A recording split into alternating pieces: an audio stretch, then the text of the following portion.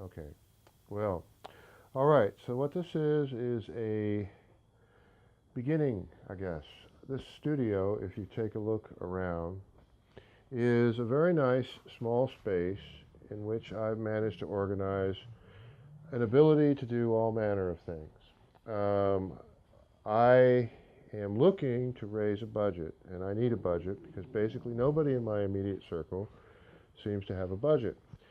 And what the budget is for some very specific things. Over here, what we have is a list. Here, hang on a second. Ta-da. Here, I'm going to move forward here. This list is kind of like an example. See this? This is a to-do list. Sorry, do you want to, here. No, I'm fine. Your assistant is outside. Hi. Okay, so what's happening is that this is a very basic list. Now, in some of the other videos, perhaps you've seen me talk about these things. This is all very vague. This is mostly for you, actually. I have very specific things that need to happen. This is Shoji Tsuji, which is surface architecture, technical document, which is a subject, fictional galaxy stories, contemporization, this is for contemporary art. I have a Go theory, which I'll talk about later, and this issue of technical documents becoming search documents, and then crowdfunding, basically crowdfunding campaigns. The videos are going to be used for crowdfunding campaigns, and then also to complement Craigslist and a website. The subjects for the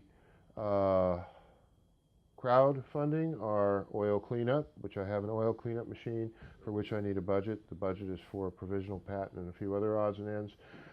Shoji Tsuji, which is basically the surface architecture, etc.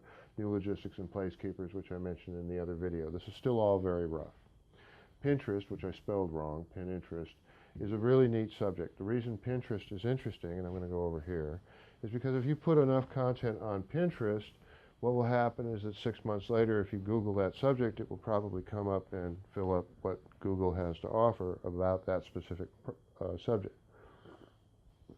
I have one thing I want to show off really quickly is this software manual, which does not look like a lot.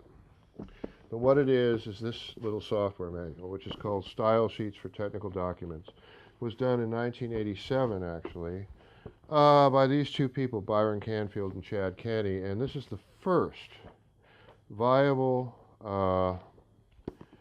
style sheet setup for technical documents, for manuals and other things. Actually, this was a very interesting project. I'm bringing that up because we're basically at a very similar place now with videography, which is what we're looking at right here. I'm running through this in kind of a scattered fashion. But I believe basically, the reason I brought this is that I designed most of the documents in here. I'm given small credit. I was kind of pushed out of the way by several programmers, and this is part of what I'm going to talk about, who wanted credit for basically, I was only able to specify the material. I wasn't able to program it, hence the programmers got more credit. And that's the problem. That's what I'm talking about right here. Videography, in my opinion, has reached a point of basically being an alternative to coding as we have come to understand it. And this presents a very interesting situation, meaning that someone such as myself, who is basically should be kind of in the position of an art director, but has kind of been relegated to the position of talent, when project managers and other people deal with talent, they don't necessarily do the old school routine of basically giving the artist as much credit as I believe the artist should be due. I believe that basically videography is now an antidote for that, and I'll get into that a little bit later. Okay, now what's happening here, and we're still cruising through this very rough and very kind of haphazardly, is that I have here boxes of art. I have a great many boxes of art. In each box is approximately let's say, what is it? The Arima paper has what, 500 sheets of paper in it? So each box loosely represents, if it's the right kind of box, a version of that many sheets of paper packed into it, as you would with Kinko's boxes and other things like that. That's a decent amount of art. That's a decent amount of content. What I'm looking for is I'm looking to establish kind of a team. And the reason for to have that team is for the purposes first of doing several things. One, doing pitches on Craigslist and with crowdfunding. The other is to more or less establish a competent group of people. In what this group of people would be doing is videography, 3D modeling, the Adobe suite, and maybe some social correspondence with social networking and the ability to answer letters and do things like that like normal people do, which I'm not very good at. The issue, the basic issue is that we've reached a great place with YouTube now where a YouTube channel is sort of the new MTV. In my opinion, it's sort of the new MTV. If handled right, a YouTube channel could do fantastic and amazing things. However, a YouTube channel is now subject to the problems of being owned by Google. Now we'll see if we survive Google. We may not survive Google if we're too controversial, because Google is pretty much at the apex of the pyramid along with Microsoft and a few other companies with regard to what I call digital brokerage. And digital brokerage is extremely important, which is where coders kind of fit in, because they protect their little position of digital brokerage. I believe videography, again, has sort of changed the paradigm. Let's see. So what are we videographing, I suppose? Well, we have these pieces. Here's a piece, right? Ta-da, that's a piece. And over here, that's another piece. I have lots of these art pieces. I don't have any notes in front of me. The notes are at the other location, which we'll be going to pretty soon. This is obviously a kind of a confined space. It's functional. But really what I've found from experience is that a person needs about 2,000 square feet at least to do the things necessary to actually get things done. This, let's see, so what's up? This is part of the problem, or part of the solution actually.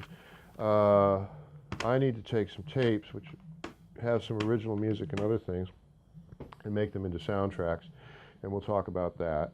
So this is kind of a to-do list as well for you and I.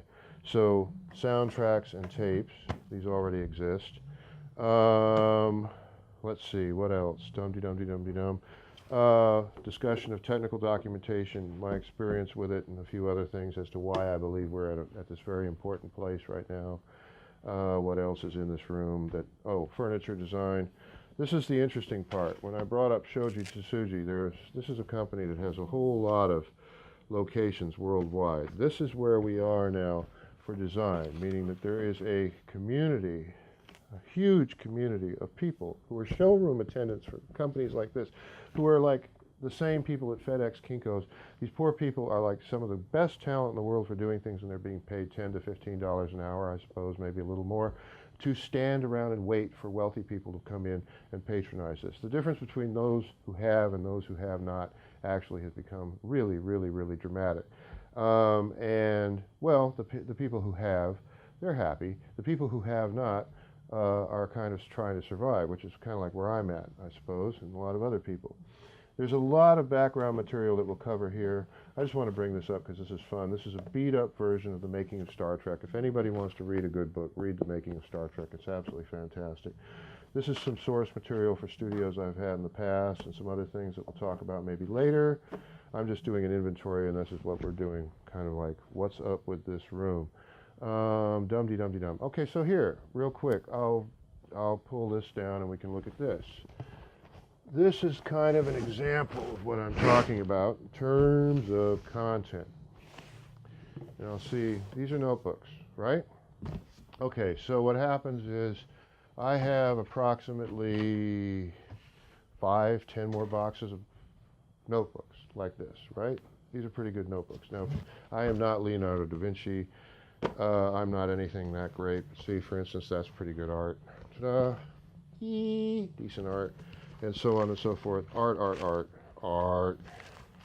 Lots of art, art. Okay, we got more art than we know what to do with, right? Okay, art. Comics are cool. See, comics. There we go, comics. The reason I'm doing this is because I am literally being constipated by what could be called, this is, well, here, see, that's cool. More art, lots of art. Art, art, art. That's one notebook. I hope you notice that there's several notebooks. Okay, now what we have is we have more notebooks. We have all kinds of other things in here. The reason I'm doing this is because I believe that I am an important contemporary artist, okay? And I'm coming from that position. And I'm looking for 300 people on Earth that agree with me. Hopefully 300 people in Seattle, maybe. And that's kind of the position I'm taking. I'm not looking for browsers. I'm not looking for attitude otherwise. I'm not looking for arguments or discussions. I believe that 300 people with reasonable brains and reasonable background and reasonable money will agree with me that I am an important contemporary artist, right? Ta-da, great. Now, what makes contemporary art important? Okay, well, we'll work back to this subject of videography. A video camera now is a processor, a graphics processor, meaning that what it's doing is it's capable of handling 30 frames per second, okay, in terms of what it's doing with stereo input, stereo output, that's what the little camera is doing, et cetera, so on and so forth. So basically what you're looking at now with a solid little video camera is a nice little computer for a whole new programming language. The whole new programming language is basically similar to HyperCard, which I have a manual on over there, which basically is a completely different way of doing things. You don't need to code things if you have a decent tagging language, which is sort of what Ventura used to be, and what HTML is or was, and instructions to a processor or a methodology for handling what amounts to a great many very solid little documents or very solid little frames, which can be lined up in all kinds of different ways. The editor is capable, of course, of shuffling all of these frames around in any way that it wants. And so really what you want, if you want an interactive methodology of doing things, you could probably, with a thumb drive, some simple HTML coding, some decent macros for what could be happening with the video processor, etc., come up with a nice, solid, animated, call it a wireframe if you like, or whatever you want to call it, for pretty much any prototype that you want for interactive videos, be them games, this, that, or the other thing. This could be stick figures, which I'm really good at, by the way. I can draw stick figures like you wouldn't believe. If this works, I don't need a coder. If this works, a lot of people don't need coding anymore. They just need to get good at videography and get good at a few other things. The reason this is important is because coders are like lead guitarists in bands. They're prima donnas. They're basically, they're kind of limited for bandwidth in many ways in terms of seeing the big picture. I don't want to be insulting, but because you're being so logic specific to very small, to these added sequences that basically have to fit into a large project in which there has to be, of course, a project manager. You do not have the large, call it big picture vision like Walt Disney used to have and other people used to have of what's supposed to happen next. Stan Lee, George Lucas, Walt Disney, people like that, Citizen Kane, all of that. These are people who they were creative, creativity is important, and they were a little bit outside of the parameters of corporate prerogative. We've lost touch with that. We're basically, and I'm just going to say this a few times, corporate, which I keep hearing over and over and over again, is the massive wuss out for behavior in the service economy, where people just basically peck away at their phones and go to work, and then they pay their bills. So, the very interesting situation with paying the bills now is, and this is what makes this all interesting, for content, is that I've been having some interesting discussions and arguments with people about content. They want to say that content isn't the money. So I'll just run through this really quick. Content is exactly what it's all about. Content is king. And am I in the frame, yeah, by the way? Okay, so the reason content is king is because the actual belief in money is content.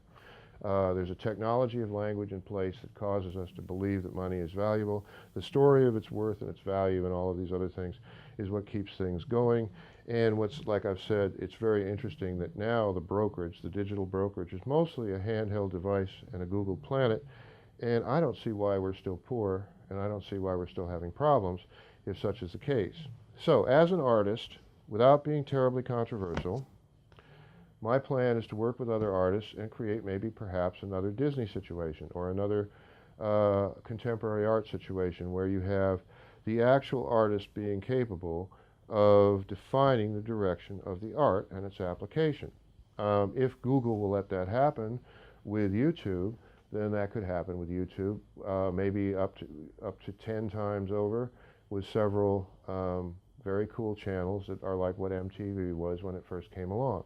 Okay, at the last location, what I was talking about was that I have a great deal of content, and that I'm happy because we seem to have reached a new point in technology where basically, because of what videography is capable of doing now, we do not necessarily have to have the cumbersome impediment of coding, and how coding is so necessary, but at the same time such a real difficult gauntlet of gatekeepers for getting content produced.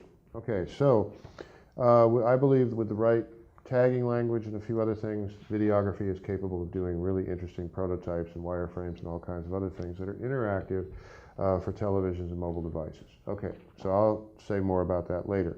The other part that I'm interested in is this issue of what a technical document is evolving into, and since basically search is going to be inundated with so much new content regarding development, innovation, and all kinds of other things, what's going to happen is that the nature of search is going to evolve, etc. So those are two areas.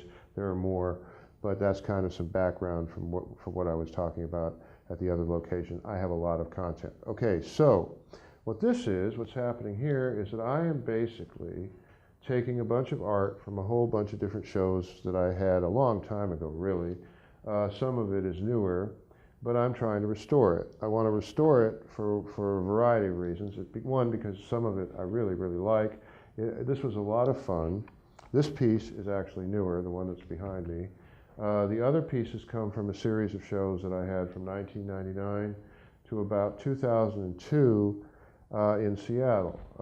And then a few of them were in New York, but not many of the ones in this room. But anyway, this was all kind of interesting. It's a style that I came up with and a motif that I came up with, which I think is actually kind of cool now. This one that I'm standing next to right here, this is called Fictional Galaxies, and that plays into the Fictional Galaxies theme, which is basically, these are Chinese icons. I don't know, from the other video, these are basically kanji space stations, and they float in space. This one is saying telephone. So it's an international conversation. This person is saying, is this the right galaxy?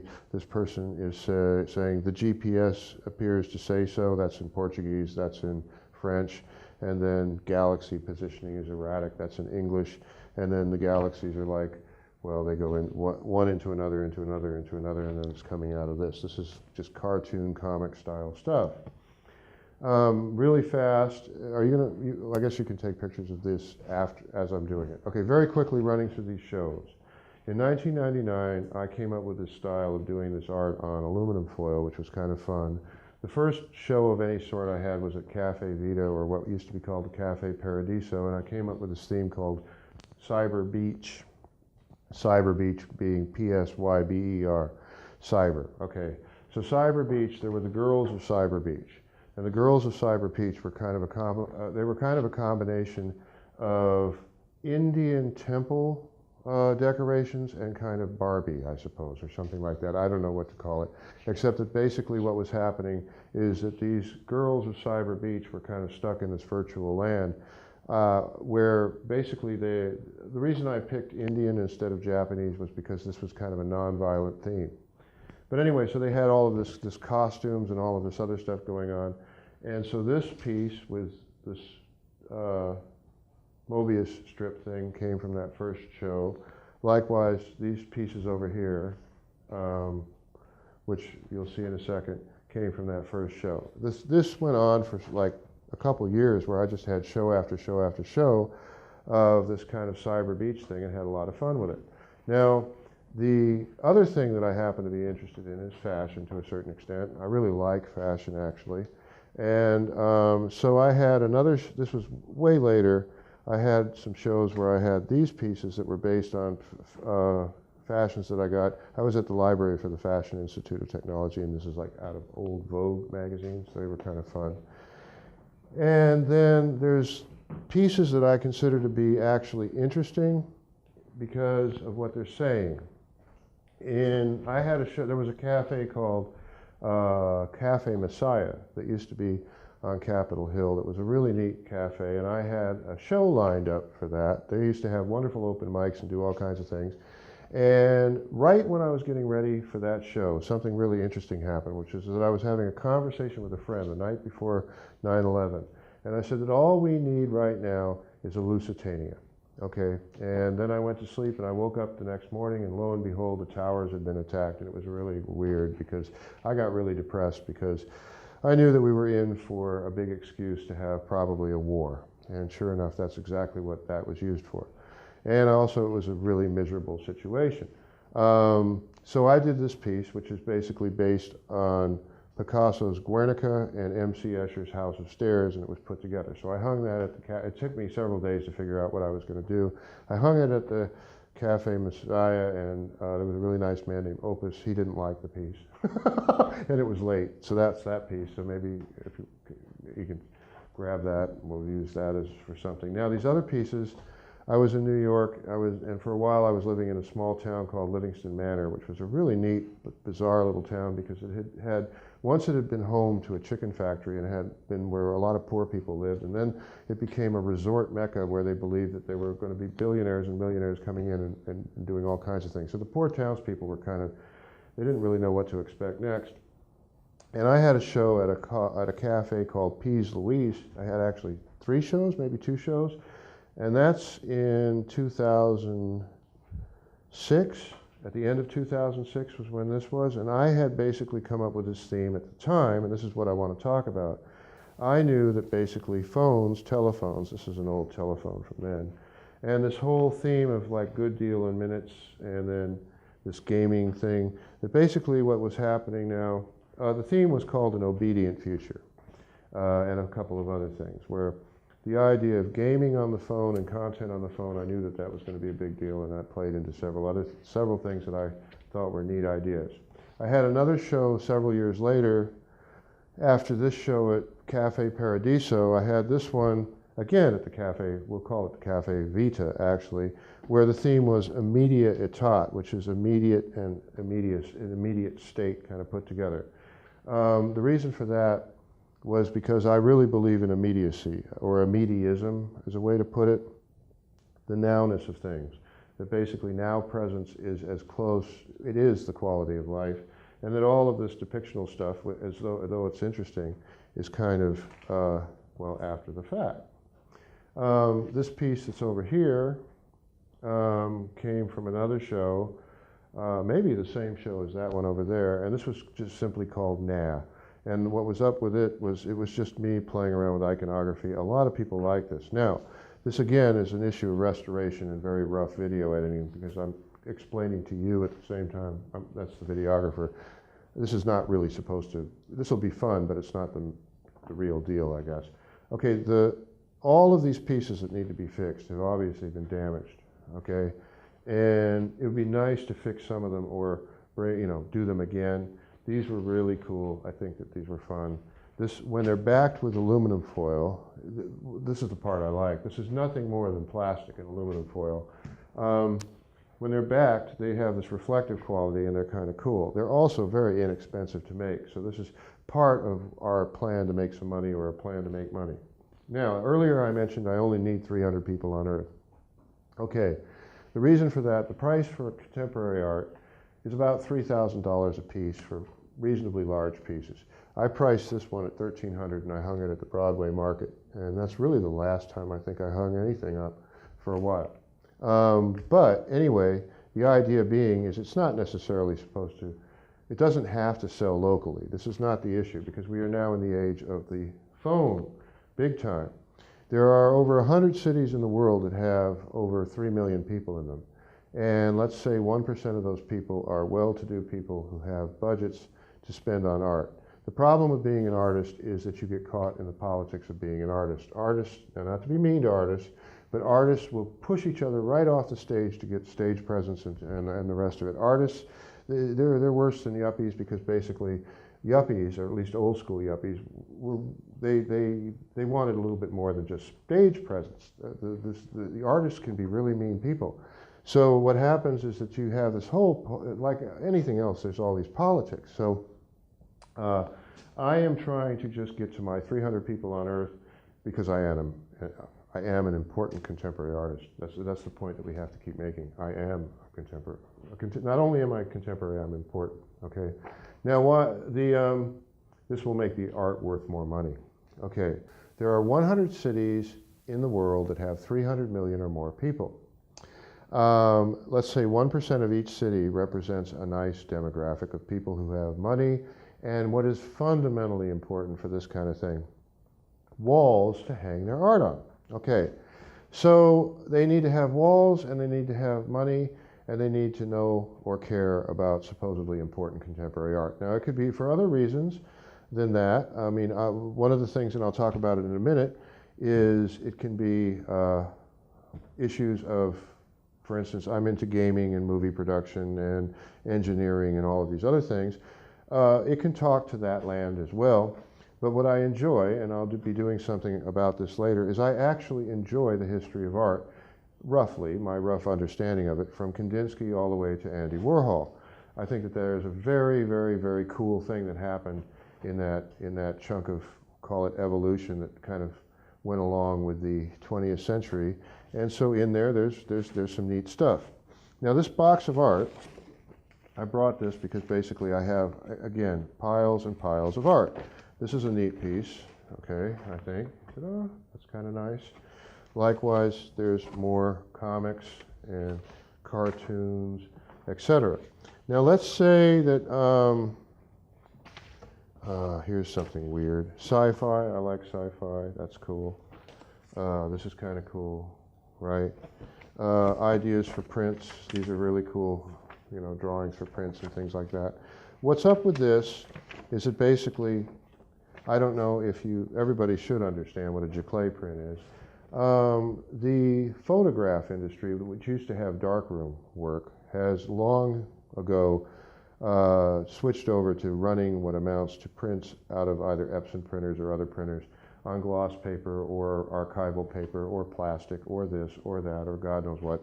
But anyway, these things are then hand colored, or if they're paintings, or just kind of delivered to the gallery as are going, or for basically the same price as darkroom work.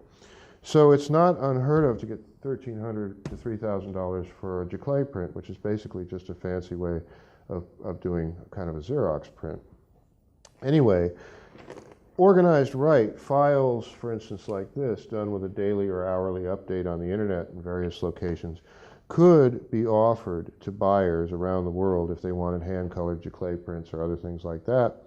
And there is a market for them in the sheer numbers of people who we could call metropolitan or cosmopolitan or whatever they are in these cities that have really dense populations.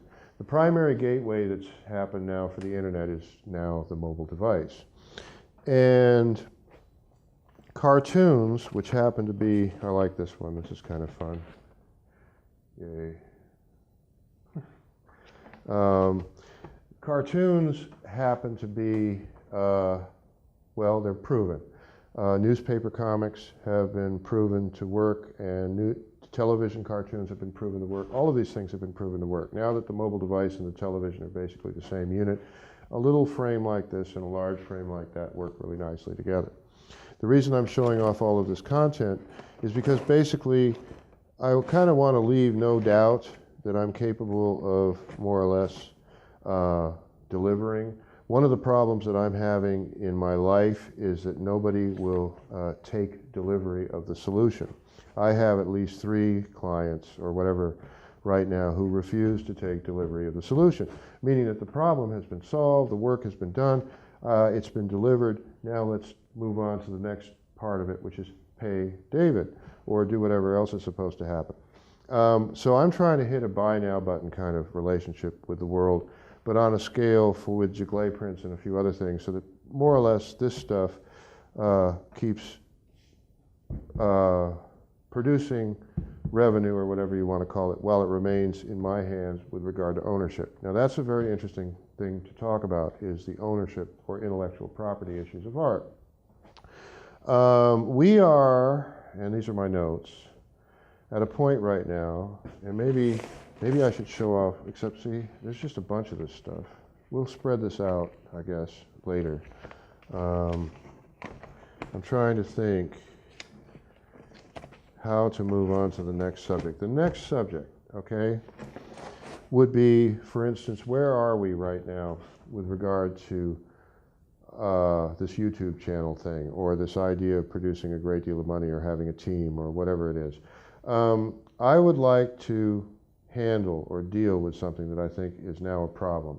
That basically we have gone too far. We now as a species have gone too far. Now that sounds a little bit vague and weird, but if you take four things that are happening right now, which are AI automation, things like Pokemon Go, Donald Trump and ISIS, and put them together, we basically have a world now that's crazy.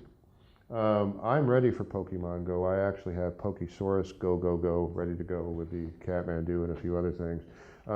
But this situation of depiction running the economy, and not necessarily, you can either rent your phone or own your property. We are basically now globally renting phones so that we just digest content, so that we perpetuate an economy that does us really no benefit at all.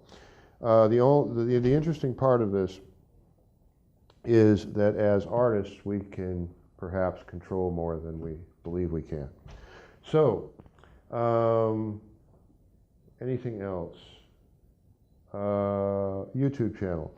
So, I'm getting vague because I'm losing track to a certain extent, but let's get back to the YouTube channel. I would like to do a YouTube channel that is kind of a collaborative effort between, like I said, a few videographers, a few 3D modeling guys, a few Adobe guys, with this featuring, for instance, this new take on videography, featuring, for instance, this new take on content and search and technical documentation, and several products. This is what I also wanted to say. The Shoji Tsuji thing, okay.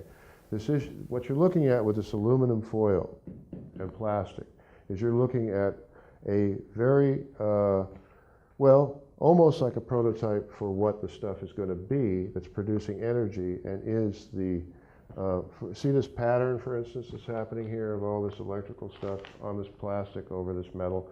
This is basically what it's going to be very quickly, if not already.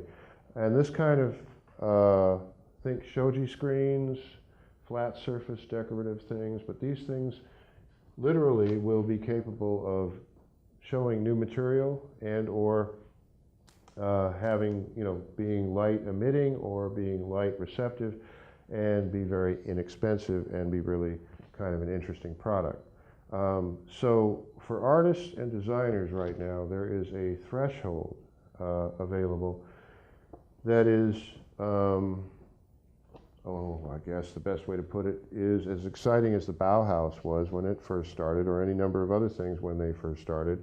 I'm likening this to more or less the end of the 50s combined with that Bauhaus period. At the end of the 50s, you had people like Ginsberg and other things like that. You didn't have the Beatles yet. You didn't have Dylan yet. You didn't have any of that. You just had a bunch of, kind of Jack Kerouac beatniks, not that satisfied with television and a few other things, wondering what to do next. Likewise, when the Bauhaus made an appearance, you had a few designers, but people like Kandinsky and Paul Klee and visual art, people like Frank Lloyd Wright wasn't part of the Bauhaus, but Futurism and a few other things came out of that. What happens is you have this incredible explosion of what could be called industrial design, but it's also kind of personal and kind of original. Now, I believe we're at a place like that, and I don't know quite what's going to happen with it, but for instance, in the land of cartoons, I believe that a team of artists or a few artists can combine in kind of Walt Disney with the Bauhaus and have some creative force. The fundamental ending for this little spiel, I suppose, would be, it's not on this piece of paper, not really. Well, we'll put it this way. I've been having an argument with a friend of mine about the relationship of content to actual money making. And so the way I put it is you can either live in a language or you can live with a language. And so the issue is that we are living in a language. The language is our technology, the language is the phones, the language is how we've been trained. We don't really live with the language because we don't really know how to control the language and move the language around as we should be able to. We're kind of trained that way. So you can either have, I put it into two categories. You can either have purchase of illustrations with a green document, or you can have rent with depictions with a plantation receipt. Okay, one is being the rent with the depictions with a plantation receipt is more or less being in the language.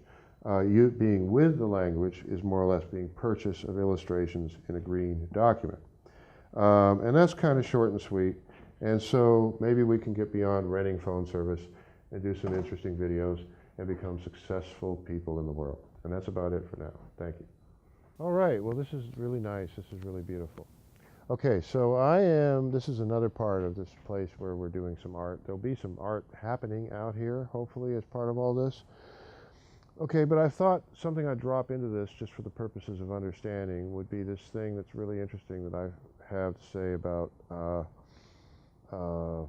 we'll just call it sociolinguistics. That's just the best way that I can put it.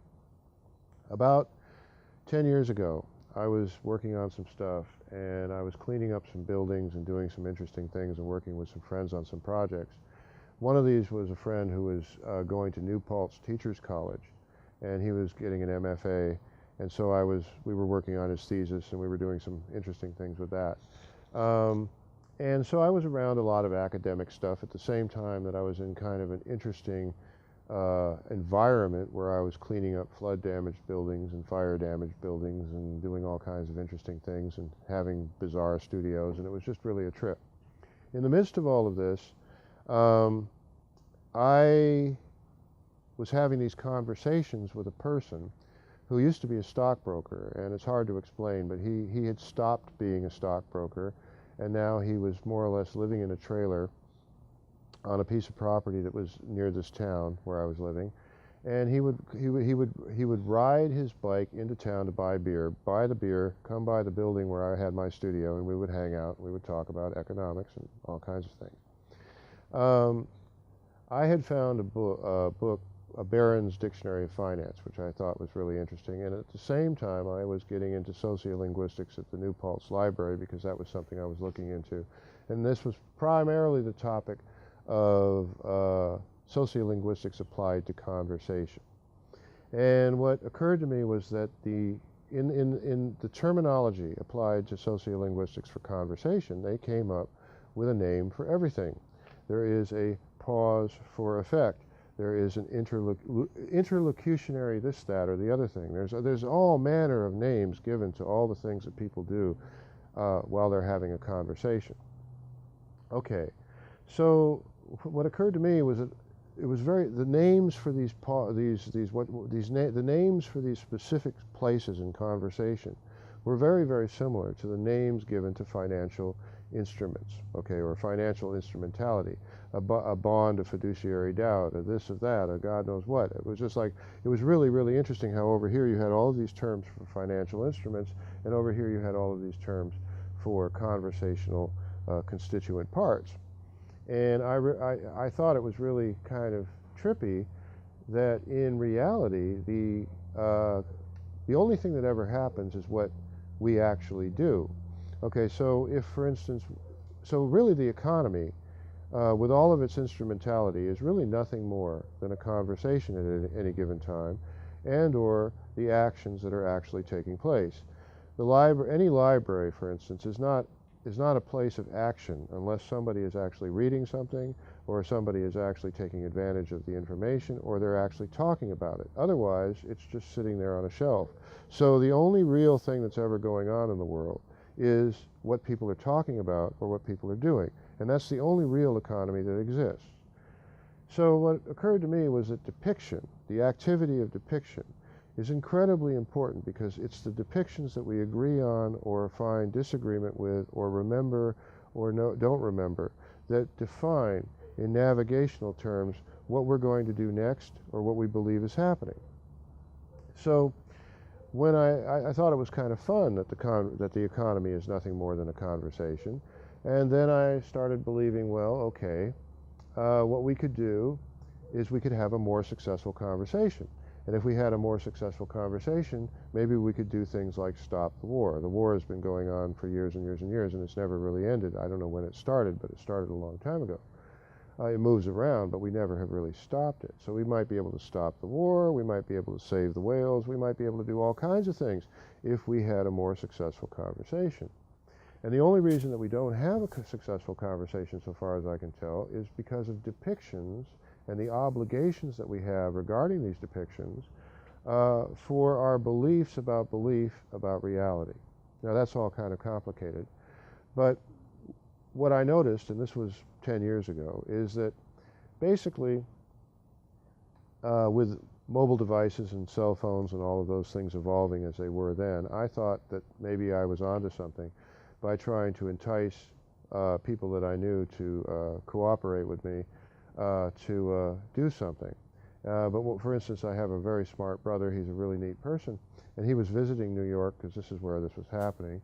And we got together and we had a conversation. It was a conversation, but when I asked him and talked to him about how we might be able to do something with maybe cell phones and how they were evolving and how we might be able to do something with cartoons and a successful conversation, all he was able to say to me over and over again was, well, how do you start the conversation?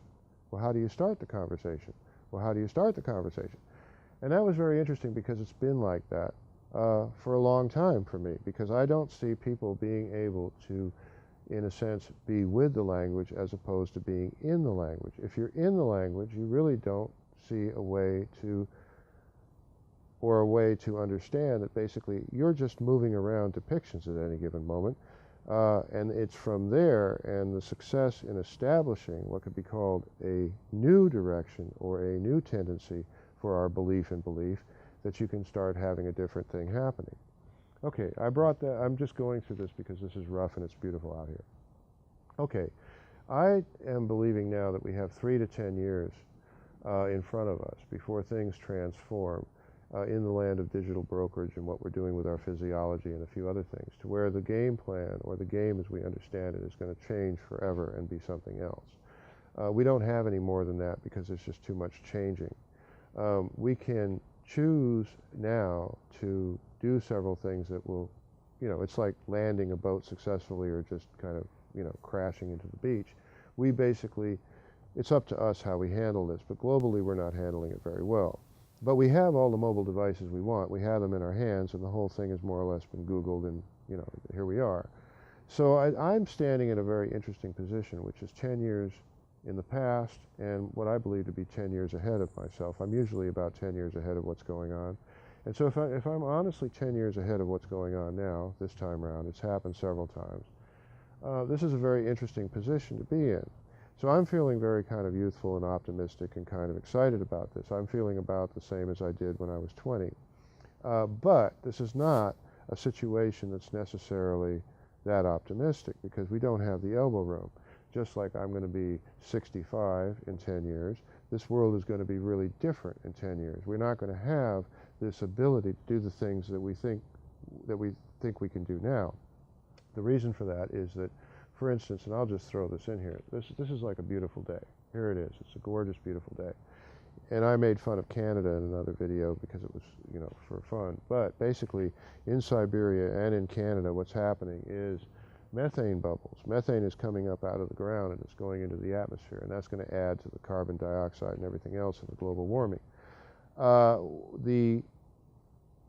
Imagine wildfires basically fed from methane below, okay, things like that.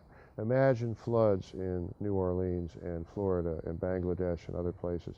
Imagine all of these things with no real ability to have a coherent language because we're all fragmented due to digital brokerage and a few other things. We are at a place now where we can basically, I could yell at that person across over there and they could probably hear me and it would all make sense. If this place was disaster ridden and the phones weren't working and all the other stuff, it would be a much different situation. This doesn't require a nuclear war. It doesn't require any of that. It just requires crazy people doing crazy things with an ever more easy technology to get your hands on, 3D printers and drones and things like that. So I'm rambling, but I did want to stand out here. So anyway, back to this idea of having a successful conversation made of depictions that are arranged for the purposes of success as opposed to the purposes of recruitment. Now, Recruitment is okay. I'm kind of trying to recruit here because I want to make this YouTube channel and do a few other things. Blather, blather, blather. But recruitment for its own sake, without any necessary goal, but perhaps a revenue stream and other things, is what everybody has become jaded to or jaded about, because more or less since the end of World War II, advertising has applied sociology with great effect to the purposes of recruiting people to do nothing more than buy more consumer products or join the army or do other things like that. So a successful conversation with successful depictions and a successful paradigm is going to be a little bit interesting to arrange if we are going to be with our language as opposed to in it. And I guess that's good enough for now. Ta-da. Yay! Bye-bye.